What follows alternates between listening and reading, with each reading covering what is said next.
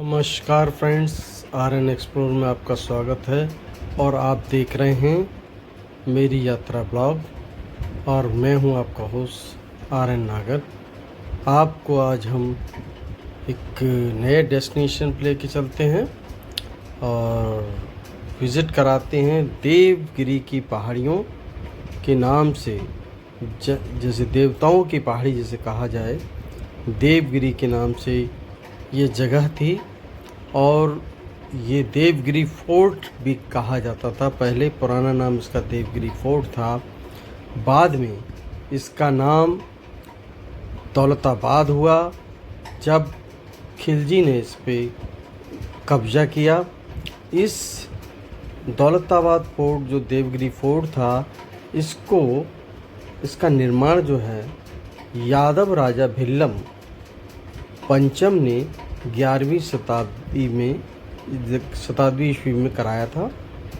वर्तमान में ये किला जहाँ पे स्थित है उसको देवगिरी की पहाड़ी यानी देवताओं की पहाड़ी भी कहा जाता है। ये शहर में ऐतिहासिक त्रिकोणीय किले का निर्माण जो है, इस शहर में प्रथम यादव सम्राट जो भीलमा पंचम थे 1187 में इसका कराया था और 1308 में इस शहर को दिल्ली की सल्तनत जो खिलजी के पास थी, अलाउद्दीन खिलजी के पास थी, उसने इसको अपनी सल्तनत में मिला लिया और इसका नाम दौलताबाद रखा। इसके उत्तरी हिस्से के कुछ भागों पर इसने शासन किया, जिसने उत्तरी भारत के कुछ हिस्सों पर शासन था खिलजी का, तो उसमें खिलजी ने इस फोर्ट को, देवगिरी फोर्ट को अपनी सल्तनत के अंदर मिलाकर इसका नाम दौलताबाद रख दिया। ऐसा भी बताया जाता है कि ये जो ऐतिहासिक दुर्ग है, ये देवगिरी के यादव वंश की 9 से 14वीं शताब्दी की राजधानी हुआ करती थी। तो यहाँ यादव वंश की राजधानी थी और इसके पास ही एक जगह का नाम दौलताबाद बन रखा गया। उसी के नाम पर गांव का, उसी के नाम पर इस फोर्ट का नाम भी दौलताबाद कर दिया गया। दौलताबाद दुर्ग या देवगिरी दुर्ग जिसे कहते हैं, भारत के महाराष्ट्र राज्य के औरंगाबाद यानी संभाजी नगर, औरंगाबाद पुराना जिसको नाम बदल दिया औरंगजेब ने अपने नाम पे किए रखा था उसका नाम, अब उसका नाम संभाजी नगर है। तो वहाँ पर ये एलोरा गुफाओं के पास, एलोरा गुफाओं से के पास पूर्व में पहले ही स्थित है। तो ये एक बहुत बड़ा और इसको बहुत ही सुरक्षित किला माना जाता था, ऐसा बताया गया है। यह दुर्ग, ये किला इस शहर के शंक्वाकार यानी त्रिकोणी पहाड़ी पर स्थित है। अपनी अजय पहाड़ी किले के लिए सबसे ज़्यादा प्रसिद्ध है। यह विशाल पहाड़ी किला जो देवगिरी था, देवगिरी फोर्ट था, इसके बाद में दौलताबाद किया गया, के आसपास के क्षेत्र में शक्ति और ताकत के रूप में इसको माना गया। किले को भीलम राजा ने, हिंदू शासकों ने देवगिरी के ऊपर शासन किया था लगभग 200 वर्ष तक। 14वीं शताब्दी में ये नगर मुसलमानों के अधिकार में चला गया। औरंगजेब देवगिरी के समीप औरंगजेब के मरने पर इस ज़िले का नाम औरंगाबाद कहने जाने लगा। तो वही हम आपको बता रहे हैं कि इसकी और भी है कि 13वीं शताब्दी की जो देवगिरी नरेश कृष्ण का नाम अनेक लेखों में मिलता है। कृष्ण के पुत्र रामचंद्र के शासन में खिलजी वंश के सुल्तान अलाउद्दीन खिलजी ने देवगिरी पर चढ़ाई की थी और अलाउद्दीन यहाँ से असंख्य धन लूट के ले गया। उसके सेनापति काफूर ने रामचंद्र को बंदी बनाकर ले गया। कुछ वक्त के बाद काफूर ने रामचंद्र को आज़ाद कर दिया। यही कारण था कि देवगिरी के राजा ने तेलंगाना के युद्ध में काफूर को हथियारों की मदद की थी। शंकर देव के सिंहासन पर बैठने के बाद मुसलमानों से शस्त्रा बढ़ा ली थी, जिसका फल यह हुआ कि शंकर देव को हराकर काफूर ने देवगिरी पर अधिकार कर लिया। देवगिरी का नाम मोहम्मद तुगलक के साथ भी जुड़ा था। ऐसा बताया जाता है कि उसने राजधानी दिल्ली से हटाकर देवगिरी दौलताबाद में स्थापित करने की कोशिश की और फिर वापस दिल्ली आ गया। प्राचीन इतिहास की कहानी के जानकारों के लिए आज भी ये देश विदेश से यहाँ पर पर्यटक बहुत काफ़ी संख्या में आते हैं। हाजी नगर यानी कि पुराना नाम औरंगाबाद, यहाँ से फोर्ट और एयरपोर्ट से उतरकर आप 22 किलोमीटर लगभग टैक्सी से चलकर इसकी यात्रा कर सकते हैं और यहाँ पहुँच सकते हैं। सड़क मार्ग से भी पहुँच सकते हैं। औरंगाबाद कई जगह से जुड़ा हुआ है। पुणे से भी आप जा सकते हैं, नासिक से भी आप जा सकते हैं। तो इस तरह से आप दौलताबाद रेलवे स्टेशन से इसका सबसे ज़्यादा नज़दीक है, यानी और औरंगाबाद रेलवे स्टेशन भी नज़दीक है। तो इस तरह से आप यहाँ पर पहुँच सकते हैं इस किले का अवलोकन करने के लिए। बहुत ही बड़ा किला है और पहाड़ी पर बना है ये। यहाँ पर लकड़ी में लगी हुई एक तोप भी देखी जा सकती है, इसे काला पहाड़ बोला जाता है। बुर्ज के शीर्ष तक पहुँचने के लिए लगभग 100 सीढ़ियों तक आपको चढ़नी पड़ती है। यहाँ दूर दूर तक फैले अम्बरकोट जिले किले को भी देखते हैं आप यहाँ से, और किले को पूरी तरह से देखने के लिए एक दिन आपको कम से कम लगता है। ये शिलालेख पर मित्रों कुछ दौलताबाद किले के लिए, देवगिरी किले के बारे में लिखा हुआ है, आप उसे देख सकते हैं। आइए अब हम अंदर आपको किले के अंदर लेके चलते हैं और किले की व्यू रचना आप देखिए किस तरह से गेट हैं। इसमें कई मतलब बहुत सारे गेट हैं और सब अलग अलग एंगल पर बने हुए हैं। इसमें जैसे इस तरह से बनाया गया था कि ये देखिए तोप दौलताबाद फोर्ट, अलग अलग जगह की तोप यहाँ पर लगा के लगाई हुई है इस किले में।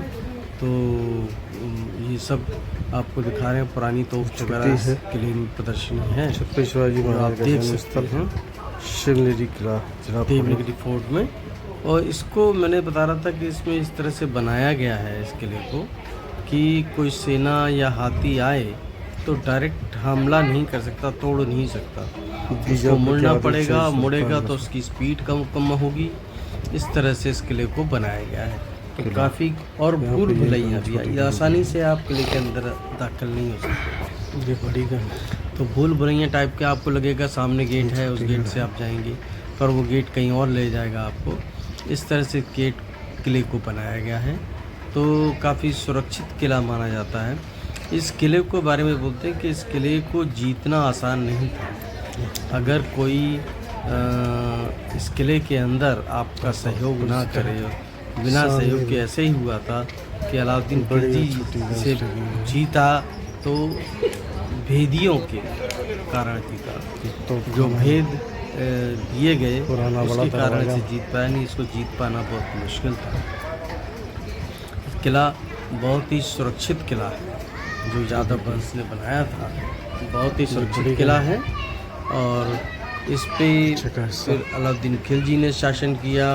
उसके बाद खिलजी लूट के चला गया, फिर औरंगजेब ने इसको अपने आधिपत्य में लिया। रत्नागिरी इस तरह से कई अलग अलग शासकों ने इस पर शासन करने का प्रयास किया। तो दौलताबाद जो जगह है, दौलताबाद में ही ये औरंगजेब की कब्र भी है, वो यहीं बना था। तो यहीं उसको दफना दिया गया। जहाँ पे एक कब्र कहीं बनी हुई है ऐसे शासक के लिए क्या कितना ऊंचा दरवाजा। तो हमको तो अच्छा नहीं लगा कि हम वहाँ कब्र को दिखाएं या उसका विजिट करें। तो अभी हम तो आपको देवगिरी का जो ऐतिहासिक दुर्ग है उसी का आपको एंजॉय करा रहे हैं। आप देखिएगा किस तरह से बना हुआ है। तो बहुत पुराना किला है, 11वीं शताब्दी में बनाया गया और 200 साल तक यादव वंश ने इस पर शासन किया। उसके बाद अलाउद्दीन खिलजी ने शासन किया। उसके बाद औरंगजेब के आधिपत्य में आया। इस तरह से ये किला जो है काफ़ी सुरक्षित दुर्ग मानकर इसको कई बार कोशिश की कि दिल्ली से इसकी राजधानी देवगिरी को बनाया जाए, पर वो वहाँ चल नहीं पाया और चल नहीं पाई, वापस इनको अपना दिल्ली आना पड़ा। तो इस तरह से ये किला है। और किले में मैंने बताया जैसे 100 सीढ़ियाँ चढ़ के ऊपर जाना पूरा दिन लगता है। और शायद हम देखिए कितना आपको दिखा पाते हैं इस किले का हिस्सा। सामने मीनार आपको नज़र आ रही है, उसके ऊपर भी हमको जाना है, पूरा दिन लगता है। तो आपके पास 3 समय है तो उतना ही देखें इसे, जितना समय इसमें आपको मिले। यहाँ पे एक भारत माता का मंदिर भी बना दिया गया है। तो और एक मैं आपको दिखाऊंगा अंदर चलने के बाद में, एक पानी का तालाब भी है इसमें, जिसमें काफ़ी पानी स्टोरेज कर सकते थे, तो उस तरह का भी है। तो अब आपको हम अंदर लिए चलते हैं। किले का ये शिलालेख हैं, ये लगाए हुए हैं सरकार की तरफ से। इसमें सब लिखा हुआ है, आम खास क्या क्या है वो सब लिखा है। तो अभी हम इसके जो कुछ जगह हैं उनको हम आपको अवलोकन करा रहे हैं।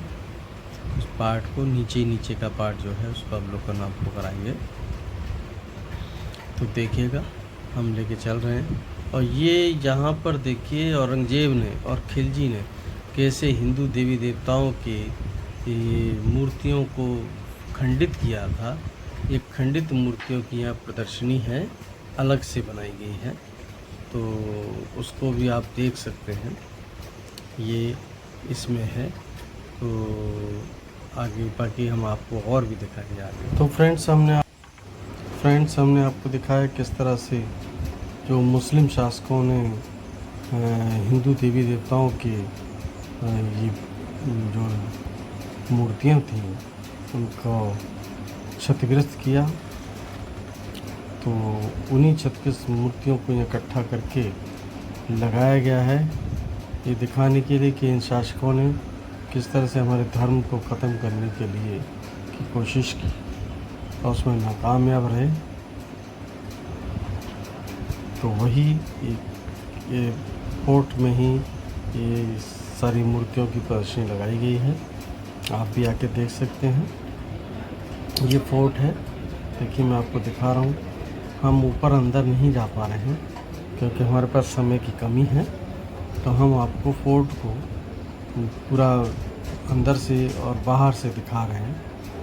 तो अंदर हम नहीं जा पाएंगे क्योंकि पूरा दिन लगेगा हमारे पास। Thank you for watching.